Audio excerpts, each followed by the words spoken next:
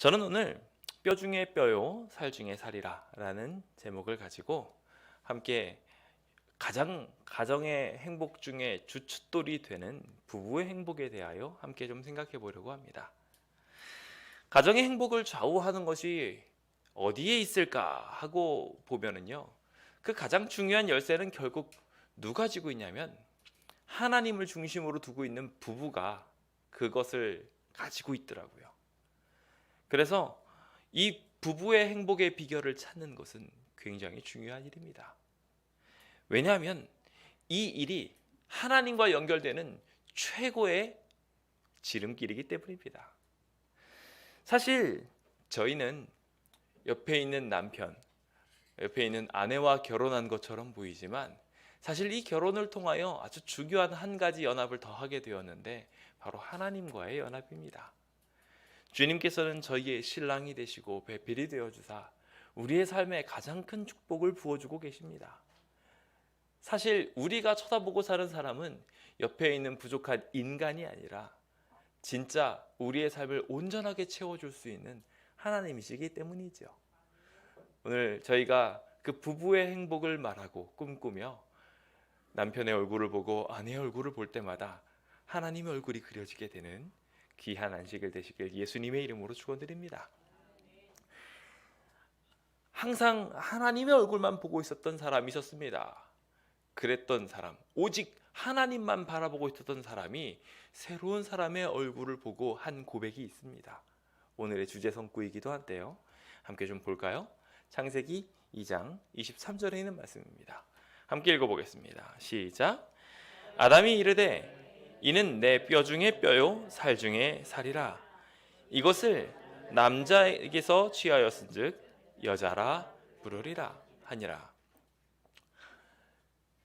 사람이 사람과 처음으로 대답한 대화가 여기 있습니다. 그런데 생각보다 살벌합니다. 뼈가 나오고요, 살이 나옵니다. 처음 사람을 만나서 제일 처음에 한 말이 바로 이 말이었어요. 도대체 이 말에는 어떠한 의미가 숨어져 있고 또한 이것이 사람과 사람 사이를 연결짓는데 어떠한 위대한 공헌을 하고 있을까요? 고대 문헌에는 이런 이야기가 기록되어 있다고 합니다. 남자는 자기의 옆구리에서 없어진 갈빗대를 찾기 전까지는 몸부림을 멈추지 않는다고 말이죠.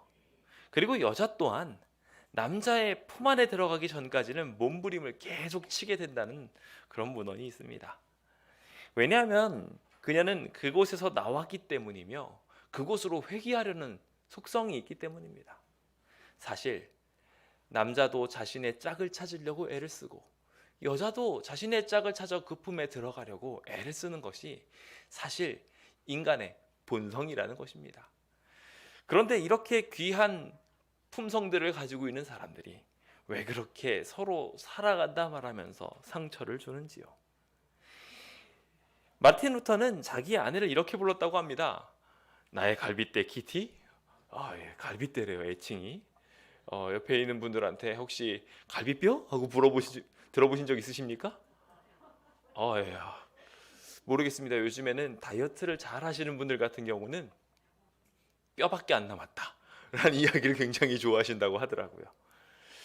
뭐 그런 이야기를 제외하고서는 네, 갈빗대라고 이렇게 듣는 케이스들은 흔치 않은 것 같습니다만 그만큼 이 귀한 고백을 통하여 결혼한 이상 당신과 나는 한 몸입니다 라고 말하는 것이 매우 중요하다라는 생각을 해보게 됩니다. 실패할 때나 좌절할 때 의지할 만한 사람이 있다는 것은 큰 힘과 위로가 되지요. 오늘 이 자리에 계신 모든 분들에게 여러분들의 가족이 그러한 위로가 되고 또한 우리 주님이 크신 주님이 우리의 위로가 되어 주셔서 힘들고 어려울 때 고통스러울 때 그때 곁에 계셔 주신다는 것을 다시 한번 경험하게 되기를 예수님의 이름으로 축원드립니다. 가정의 달이 되어 우리는 가정의 화목을 꿈꿔봤습니다. 지난 한 달 평안하셨습니까? 아무런 다툼도 없었던 집이 있으셨으면 참 좋겠습니다. 그런데 왜 그런지 모르겠습니다. 아이들이 일어날 때마다 전쟁을 치르고요. 그렇죠? 그리고 심지어 멀리 떨어져 있는 자기 아들들 혹은 어머니를 만나면서도 괜히 얼굴을 붉히게 되는 것이 저희들의 모습인 것 같습니다. 이 부족한 저희들을 향하여 주님께서 물으십니다. 왜 싸우니? 라고 말입니다. 왜 싸우십니까? 왜 싸우나 하고 곰곰이 생각해 보면은 일단은 하나는 내 욕심 때문이요. 나머지 하나는 좀 더 잘해보려는 마음 때문이었습니다. 잘하려고 싸우려고 이 모든 시간들을 보낸다면 사실 그 결과가 결국 다툼으로 나온다면 잘한 것이라고 평할 수 있을까요? 잘 못한 것이라고 평할 수 있을까요?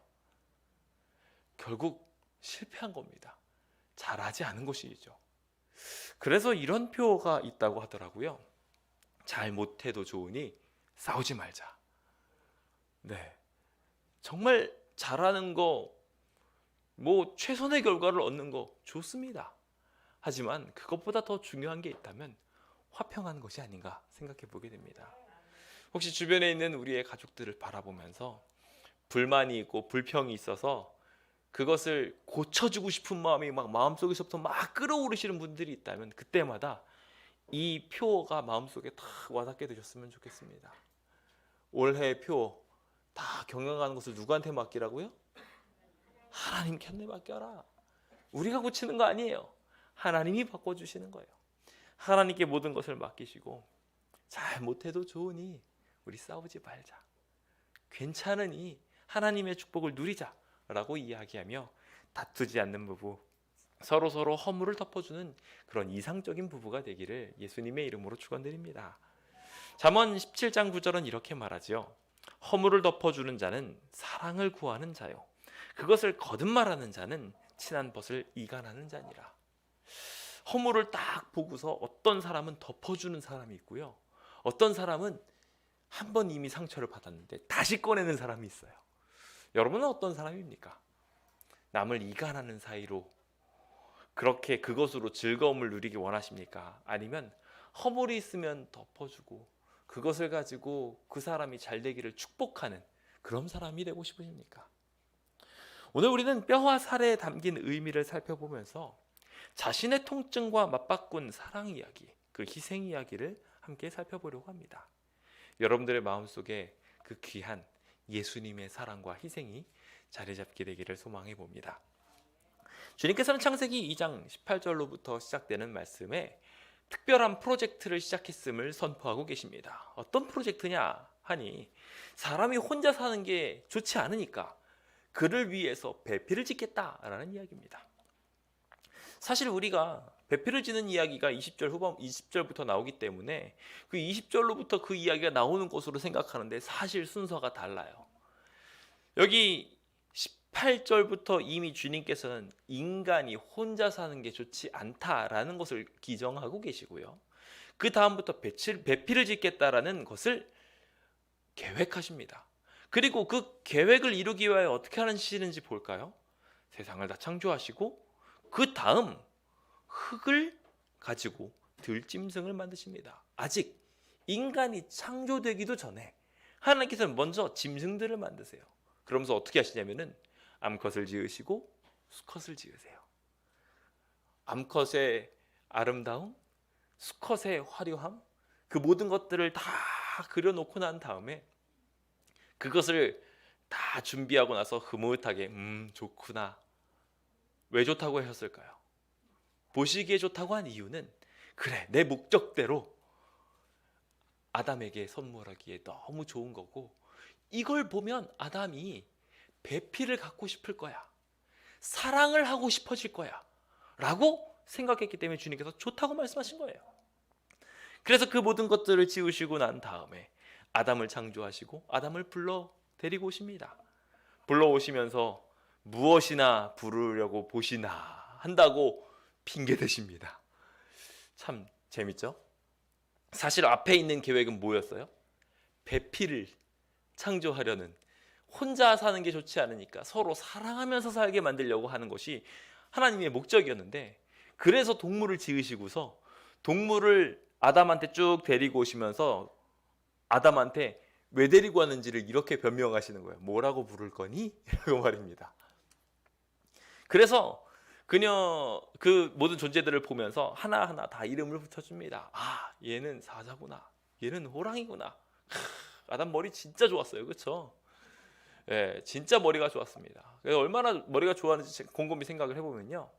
여러분들 중에 여기 계신 분들은 다 서로 잘 아시니까 소용없겠지만 길거리에 가는 사람들 싹싹싹 지나가고 있는데요. 이름을 한마디씩 그분들이 말하고 갑니다. 그런데 다시 그분들이 다시 돌아오세요. 그분들의 이름들을 정확하게 딱딱딱딱 틀리지 않고 말을 하는 겁니다. 얼마나 대단한 지성인지 아시겠습니까? 대단한 지성이에요.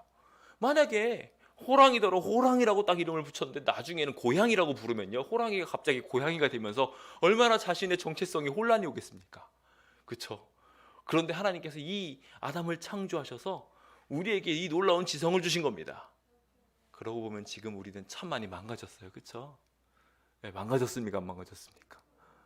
옆에 있는 사람 얼굴을 보면서 맞다 그러면서 이름을 기억을 못 해내는, 그리고 저희 아들 딱 3명밖에 없는데 우연이더러 시연이라고 부르고 시연이더러 하연이라고 부르고 하연이더러 우연이라고 부르는 이런 부석한 이성을 가지고 우리가 어떻게 살아가나 싶어요. 그렇죠?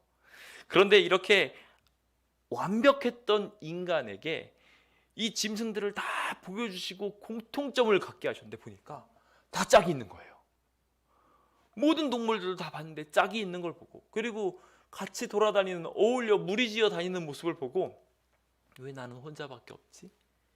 나도 같이 있는 사람이 있었으면 좋겠다 라는 생각을 품게 하셨습니다. 그게 사랑의 시작이었습니다. 인간은 이와 같이 혼자서 사는데 한계를 느낍니다. 주님께서 곁에 계셔 주시며 우리의 행복을 그리고 놀라운 축복들을 설계하고 계시지만 다 함께 사는 것을, 우리가 기쁨으로 누리는 것을 주님께서 잘 아시기 때문에, 우리에게 그것이 필요하다는 것을 너무나 잘 아시기 때문에 시시때때로 우리에게 가장 좋은 사람들을 선물해 주십니다. 그 중에 하나가 우리의 배필이었고 그리고 우리의 가족들이었습니다. 그 귀한 가족들이 우리와 함께 있는 것에 대하여 하나님께 감사합시다. 주님께서는 이렇게 아담에게 이 모든 것들을 보여주시고 난 다음 이제 아담에게 깨달음을 주셨죠. 돕는 배필이 없어. 함께 있었으면 좋겠는데 라는 생각을 갖게 하셨을 때 주님께서는 굳이 아담을 깊이 잠들게 하십니다. 그리고 나서 그의 갈빗대를 취하시지요.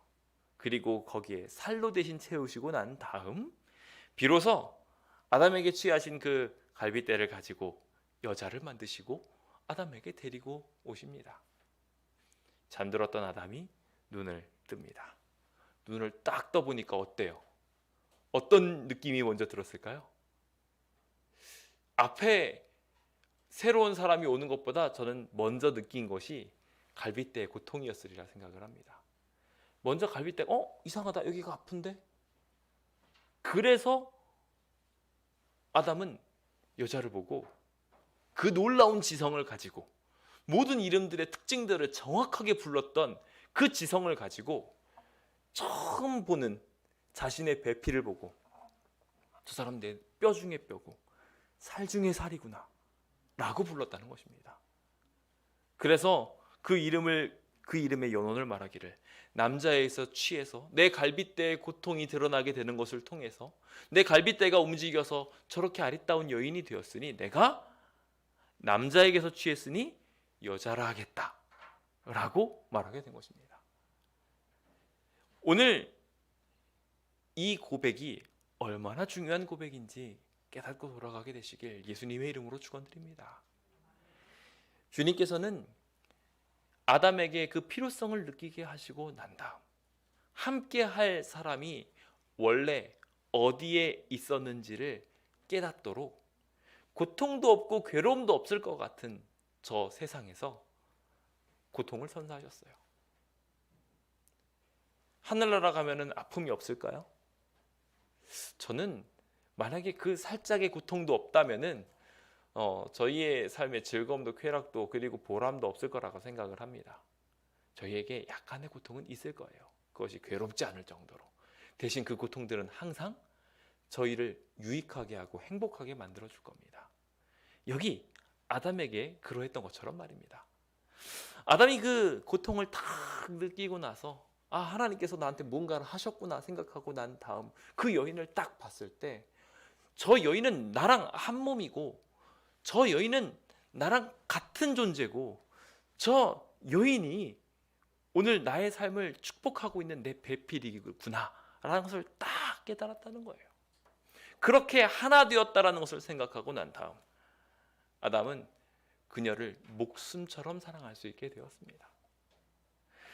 오늘 이 자리에 계신 성도님들의 가정이 행복해지려면 이와 같이 우리의 삶에 당신은 나와 같은 존재군요. 나와 한 몸이군요. 우리가 흔히 말하는 것처럼 영촌이군요. 그렇죠? 우리는 촌수를 따지지 않는 관계군요라는 것을 깨닫고 기억하는 것이 굉장히 중요할 것입니다. 근데 세상 사람들한테 물어보면 대부분의 사람들이 이 한 몸이 될지니라 라고 하나님께서 명령하셨음에도 불구하고 가장 나를 힘겹게 하는 사람이 누구냐라고 이야기했을 때 남편이라고 하는 사람이 있어요. 진짜 어떻게 이름을 기가 막히게 이렇게 잘 지었는지 내 편이 아니라 남편이에요. 맨날 남의 편만 들어가지고 굉장히 날 힘들게 만들어요. 그래가지고 오늘은 정말 힘들어 죽겠어가지고 오늘 이래서 내가 정말 힘들었어라고 얘기하니까 그래 그랬어라고 이야기하지 않고 뭐라고 얘기해요? 거기서 이게 잘못됐네, 이걸 고쳐야 되겠네라고 이야기하면서 맨날 남편을 들어요. 그래가지고 맨날 남편이라고 하면서 이렇게 불평과 불만을 갖게 되는 것일지도 모르겠습니다. 이 귀한 사랑들이 너무나 망가져 있어서 오늘 우리는 태초의 완벽한 행복으로 돌아가기 위해 두 가지 아주 중요한 부분을 함께 생각해 보려고 합니다.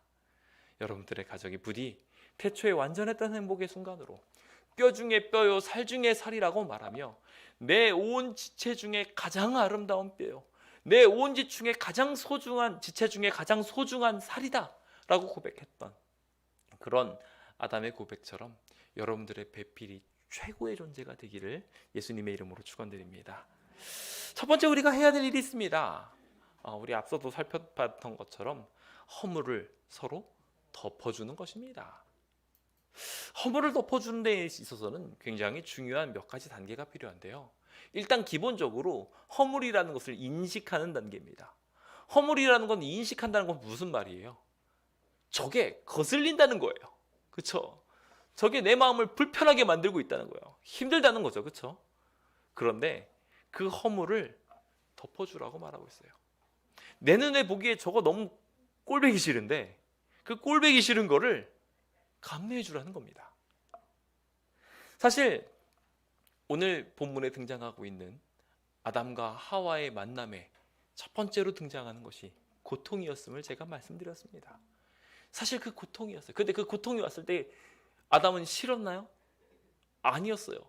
자기에게 돕는 배필이 없었는데 돕는 배필이 생겼다는 것을 보고 이 고통이 즐거웠어요.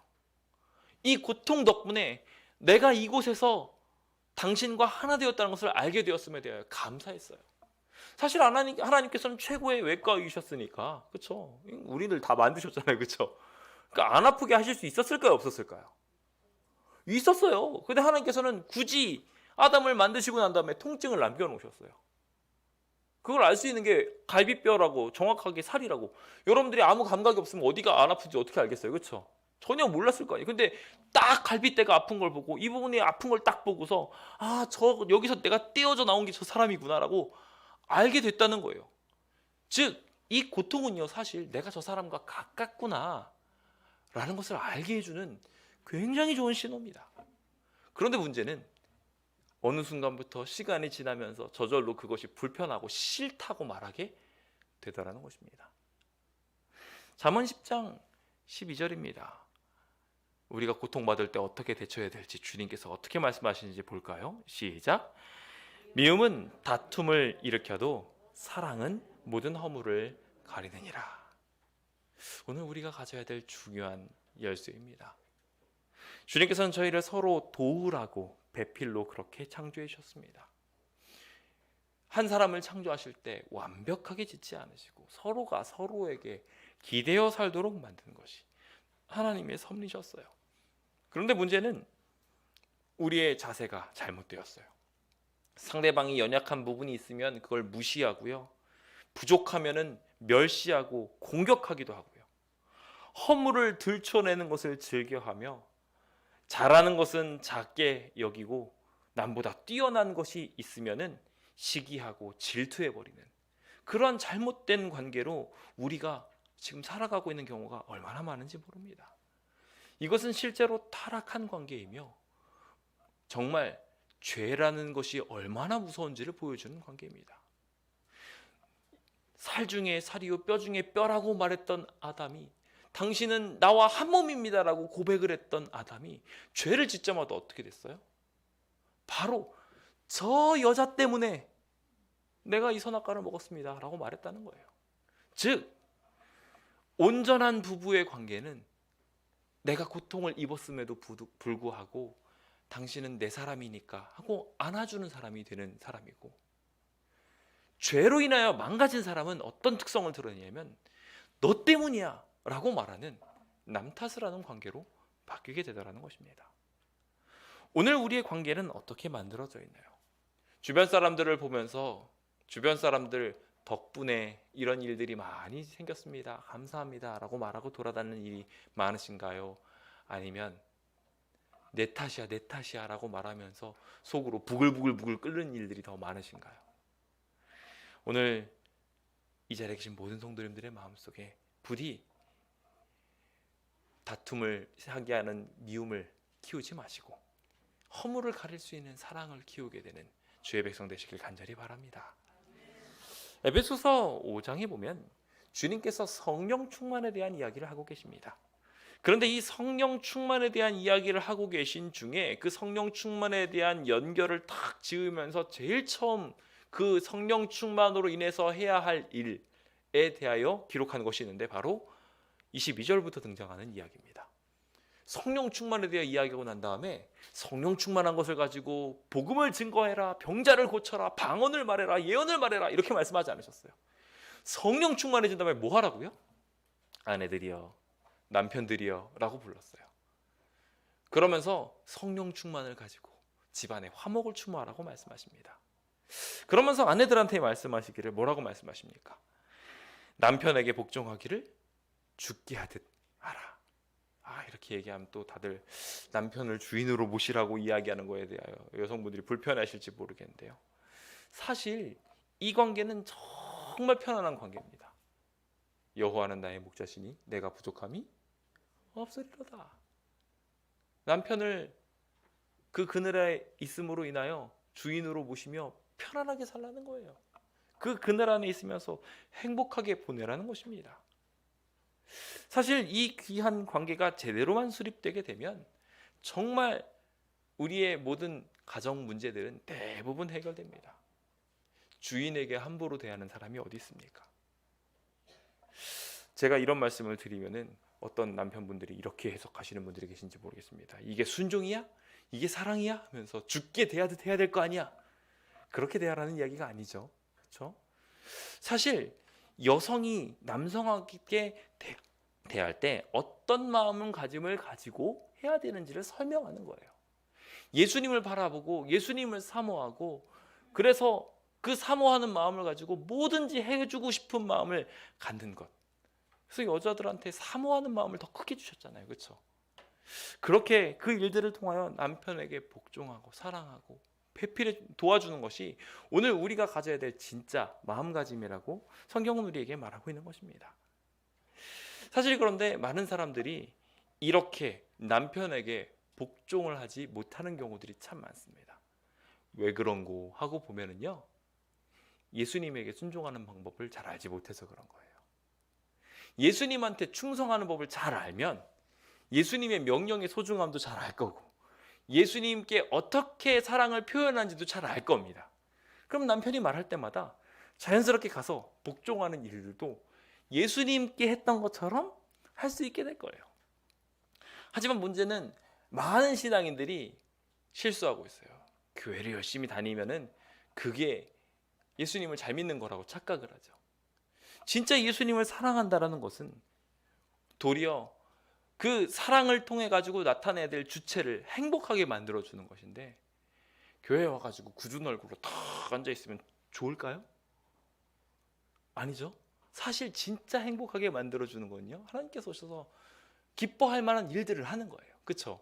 주님이 여기에 좌정에 계시다고 생각을 한다면 내가 그 좌정에 계신 것을 보고 정말 주님께 복종하겠습니다라는 마음을 가지고 진짜 마음으로 나와서 사모하는 마음으로 쳐다보는 것이 진짜 행복을 만드는 건데, 생각을 해보세요. 여러분들이 오랜만에 이제 남편이랑 아내랑 같이 딱 이제 행복한 시간을 만나려고 하는데 표정이 꽉 굳어 있어요. 계속 똥 씹은 표정이에요. 뭘 해도 싱숭생숭한 반응이에요. 그럼 어떻게 될까요? 화가 나겠죠. 네. 오늘 우리가 주님을 대할 때도 그렇게 사랑을 표현할 줄 알아야 돼요. 하나님과의 관계가 그렇게 잘 만들어지고 나면 자연스럽게 남편과의 관계도 잘 만들어집니다.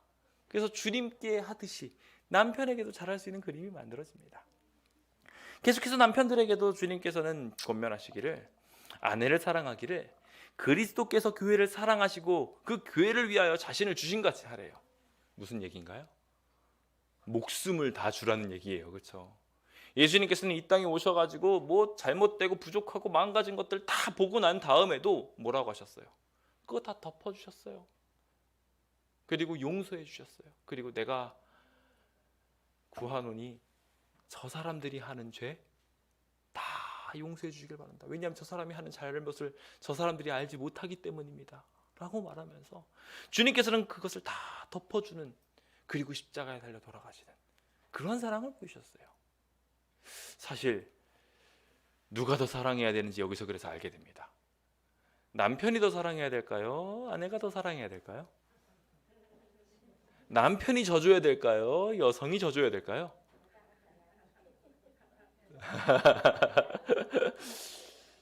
사실 인간이 하나님한테 져주는 것처럼 보이지만요, 하나님은 우리한테 져주셔요. 주님께서 우리한테 진짜 져주시면 우리는 하나님을 보고서 져주는 척하게 되는 거라고 볼 수 있다고 볼 정도로 하나님께서는 진짜 크신 사랑을 가지고 우리를 사랑하고 계셔요. 그러니까 남편분 되시는 모든 분들, 여기 얼마 계시지도 않지만 그 모든 분들이 이 예수님의 사랑을 품게 되셨으면 좋겠어요. 보면은 일반적으로 남자가 말이 많나요? 여자가 더 말이 많나요? 그리고 말이 많은 사람이 실수가 많나요? 말이 적은 사람이 실수가 많나요? 네, 신나가지고 말이 많은 사람 이렇게 말씀하시는데, 그럼 말이 많은 사람이 실수를 많이 할 때 누가 덮어줘야 될까요? 말이 없는 사람이 덮어줘야 돼요. 이해되십니까? 네. 사실 집안에 딱 들어갔는데 적막하고 조용하고 그럼 정말 재미없습니다. 행복하지 않아요. 그것을 채워주시는 분들이 우리 여성분들이 얼마나 고마운 분들입니다. 그렇게 막 이야기를 재밌게 하다 보면 실수할 수 있어요, 없어요? 있어요. 그럼 어떻게 해야 될까요? 아이고, 그 실수를 보고 트집 잡기보다는 사랑으로 안아주는 겁니다. 그게 부부의 행복을 만드는 최고의 방법이 아닐까요? 오늘 자기 아내 사랑하기를 자기 자신같이, 그래서 목숨을 다하며 그 사람을 거룩하고 흠없게 만들기 위하여 자기 목숨을 내어 던질 정도로 사랑하는 그러한 남편들 되라고 말하고 있는 주님의 명령을 여러분들 꼭 순종하게 되시길 예수님의 이름으로 축원드립니다. 주님께서는 내가 너를 용서하였다라고 이야기하며 빽빽한 구름같이 안개처럼 자욱한 모든 것들을 내가 다 지워버릴 것이다. 그거 있었나 없었나 알지도 못하게 만드는 것처럼 내가 너를 완벽하게 깨끗하게 덮어주리라고 약속하시며 최고의 남편 되신 모본을 우리한테 보여주고 계십니다. 그 부부로서의 아름다운 모본을 우리가 바라보며 우리가 주님의 신부로서 어떠한 삶을 살아야 될지 결정해야 되지 않겠습니까? 그러므로 성도 여러분, 주변에 있는 사람들에게 아무런 혐의가 있거든 다 용서해 주셨으면 좋겠습니다. 다 허물을 덮어주실 때 그것이 복으로 돌아올 거예요. 어른은 남을 행복하게 해주고 아이는 남에게 행복을 요구한다고 합니다. 여러분들은 아이입니까? 어른입니까? 어른의 신앙을 한다면 성숙한 신앙으로 인해 배우자가 조금 실수하고 어린애 같아도 다 보다듬어 줄 수 있게 됩니다. 그것이 사랑이라고 말하고 그것이 만족이라고 말합니다. 그것이 또한 행복이라고 말할 수 있지요. 오늘 이 자리에 계신 모든 분들에게 그 귀한 행복이 자리 잡게 되어서 그 집안이 완벽하진 않더라도 늘 웃음꽃이 피는 귀한 주의 백성들 되시길 예수님의 이름으로 축원드립니다. 두 번째로 저희가 한 가지 더 마음에 두어야 될 것이 있는데, 거룩함을 향해 성장하는 부부가 되어야 된다는 것입니다. 로마서 8장 28절에 있는 말씀입니다. 함께 좀 읽어볼까요? 시작. 우리가 알거니와 하나님을 사랑하는 자는 곧 그의 뜻대로 부르심을 입은 자들에게는 모든 것이 합력하여 선을 이루느니라. 그렇습니다. 오늘 우리는 희생을 감수하고 거룩함을 이뤄내는 사람이 되어야 됩니다. 하나님 안에 있다면, 하나님을 사랑하고 있다면 그 사랑으로 말미암아 모든 것이 합력하여 선이 만들어지는 일들이 이루어져야 된다는 것입니다. 주님 안에 있을 때 우리는 영원히 목마르지 않는 물을, 생수를 먹을 수 있게 되기 때문입니다. 때가 끼지 않기 위해서 우리는 어떤 노력을 해야 될까요? 여러분들의 휴대폰, 여러분들이 가지고 있는 많은 소지품들을 보면 어디에 때가 타시던가요? 틈이 발생하면 그곳에 바로 때가 묻게 됩니다. 다른 것들은 때가 지워지기도 쉬운데 틈이 메워져 있지 않으면 거기에 들어가 있는 때는 지우기도 어렵습니다. 그러니까 어떻게 해야 될까요? 허물을 보고 나서 그것을 다 덮어주고 난 다음에 메워줘야 돼요. 그 허물들이 있는 자리를 좋은 습관들로, 좋은 계획들로, 그 비어있는 공간에다가 하나님을 향한 거룩한 계획들을 채워 넣어야 되는 것입니다. 그러지 않으면 오늘 우리의 삶은 결국 다시 한 번 더 그 때로 인하여 문제를 일으킬 수밖에 없어요. 안 좋은 일을 하면서 흠을 덮기만 하는 것은 수도꼭지를 틀어놓고 걸레질을 하는 것과 마찬가지입니다. 아무리 닦아도 해소가 되지 않는 것이죠. 선한 일을 자꾸 계획하고 발전하지 않으면 그것이 진정한 행복을 만들 수 있는 부부가 될 수는 없다는 것입니다. 그러므로 이제 여러분들의 마음속에 귀한 계획을 세우게 되시길 간절히 바랍니다. 분명하게 하나님의 거룩한 계획들, 그 모든 것들을 섭렵하게 되시길 바랍니다. 잠언 31장 30절에는 고운 것도 거짓되고 아름다운 것도 헛되다 라고 이야기하면서 세상 사람들이 매료될 만한 것, 그래서 하나 될 만한 것들을 끄집어내며 그것들이 행복을 말할 수 없다고 말하며 그것들은 다 헛되다고 말하고 있습니다. 대신 여호와를 경외하는 여자는 칭찬을 받을 것이다 라고 이야기하며 진짜 현숙한 여인에 대하여, 오늘 교동문에서 읽었던 그 현숙한 여인을 어떻게 읽겠느냐 하고 조금만 더 읽으면 이 내용이 나오는 거예요. 그래서 그 현숙한 여인은 하나님을 경외하는 사람이다. 하나님을 경외하게 될 때 비로소 진짜 행복한 아내, 행복한 남편이 될 수 있다고 말하고 있는 것입니다. 저는 그 예를 브리스길라와 아굴라의 모본에서 보게 됩니다. 사실 이 브리스길라와 아굴라는 굉장히 문제가 많을 법한 사람입니다. 왜 문제가 많으냐면 다문화 가족이에요. 한 사람은 유대인이고 한 사람은 로마인이거든요. 두 사람이 서로 다른 문화에서 살아요. 그런데 이 유대인 보통 사람입니까? 여기 등장하는 브리스길라는 여자고요. 이 사람이 유대인입니다. 그런데 유대인이 아내면 어떤 일이 일어나게 될까요? 그러면요, 일단은 돼지고기 안 먹어요. 안식일마다 갑자기 아무것도 안 하고 쉬어요. 그렇죠? 유대인으로서 하나님을 섬기겠다고 하면서 감내하는 일들이 굉장히 많아요. 그 당시 유대인들이 하는 일들은 수건도 들고 다니면 일이라고 해가지고 수건도 손에도 달고 다녔거든요. 아궁이에 불도 안 지폈어요. 그래서 아궁이에 불이 꺼진 날에는 로마인인데도 불구하고 추운 방에서 살게 되는 일이 생겨나게 될 수도 있는 상황이었어요.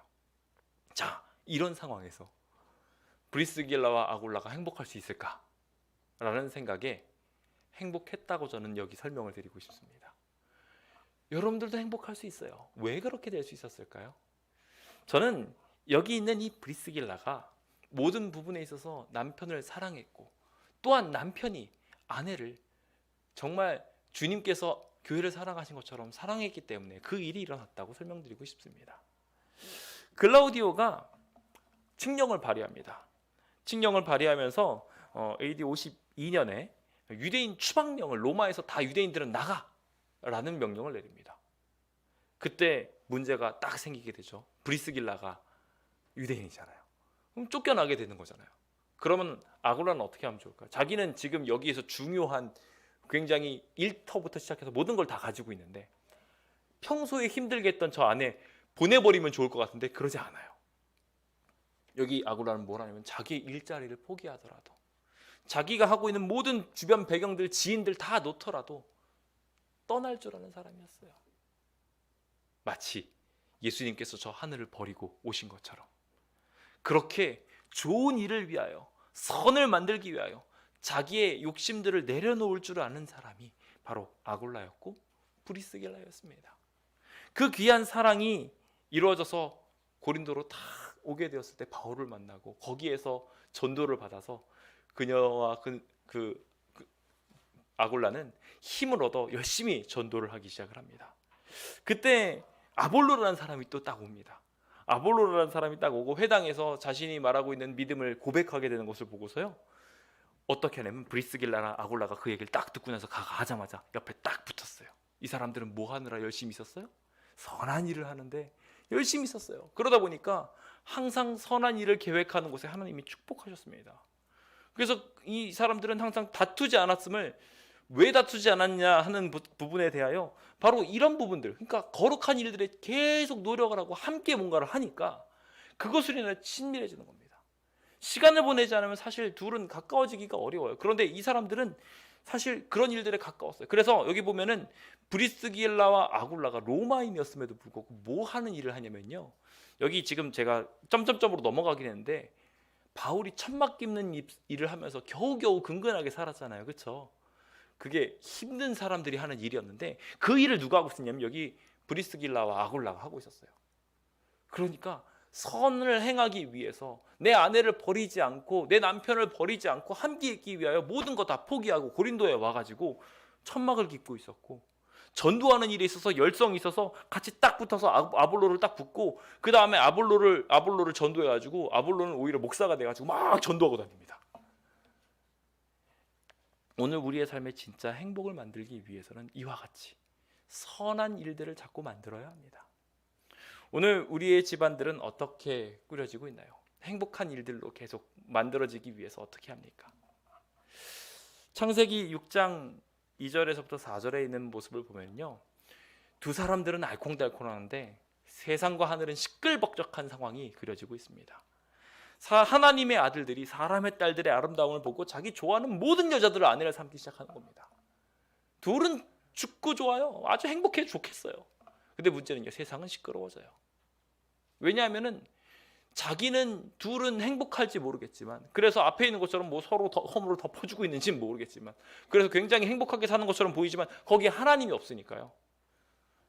그 당시에 네피림이 있게 되고요, 파괴자들이 가득하게 되고요, 그리고 더 나아가서 하나님의 아들들이 사람의 딸들에게로 들어와서 자식을 낳는데 그 자식들이 어떻게 돼요? 용사가 되고요, 명성 있는 사람이 돼요. 여기서는 굉장히 좋은 것처럼 보이지만 용사가 되려면 어떻게 됩니까? 제가 몇 번 말씀드린 적 있죠? 한 사람을 죽이면 살인자고요, 10,000명을 죽이면 영웅이에요. 이 사람이 왜 용사가 됐냐면요, 10,000명을 죽였으니까, 1,000명을 죽였으니까, 그러니까 용사가 된 거예요. 둘은 지금 알콩달콩하게 보이는 것처럼 보이지만 그 둘 알콩달콩함으로 인해서 자기가 아름답다고 생각한 모든 아내들을 뺏어오느라고 누군가는 죽었어요. 누군가는 상처 입었어요.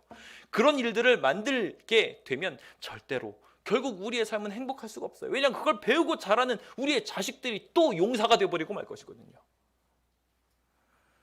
오늘 우리의 삶에 이러한 비극이 이루어지지 않기 위하여 선한 일을 자꾸 채워 넣으시게 되시길 예수님의 이름으로 축원드립니다.